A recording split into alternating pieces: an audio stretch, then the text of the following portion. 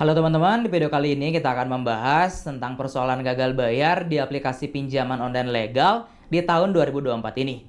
Banyak di antara teman-teman yang masih berpikir bahwa orang yang galbay itu adalah orang yang melanggar hukum, orang yang tidak bertanggung jawab, dan orang-orang yang mungkin lalai dalam perjanjian atau tanggung jawabnya, sehingga tidak akan mendapatkan perlindungan hukum. Namun percaya atau tidak, untuk nasabah galbay itu sah galbay pinjol masih tetap dilindungi oleh hukum, teman-teman. Kalian masih memiliki hak-hak sebagai warga negara, yaitu dilindungi oleh negara, serta hal ini sudah dipatenkan dalam beberapa pasal dan juga undang-undang. Yang mana tentu saja ini sebenarnya sudah digambarkan, namun karena teman-teman mungkin terlalu banyak masukan-masukan dari DC lapangan pinjol atau DC pinjol, ini yang membuat teman-teman mulai meragukannya dan juga membuat teman-teman tidak berpikiran ke sana, serta membuat teman-teman seakan-akan adalah sebagai tersangka utama, yaitu orang-orang yang layak untuk mendapatkan teroran, hinaan, dan lain sebagainya.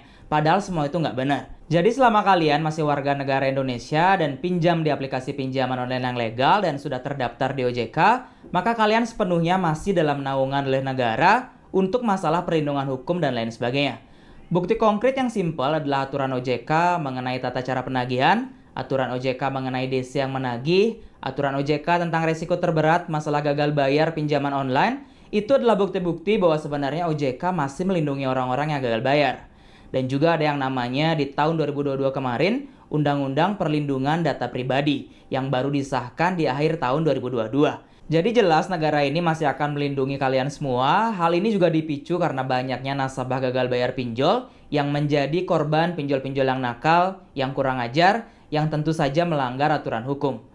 Meskipun si pinjol adalah sebuah perusahaan berbadan hukum, namun kalian sebagai warga negara yang juga dilindungi oleh hukum.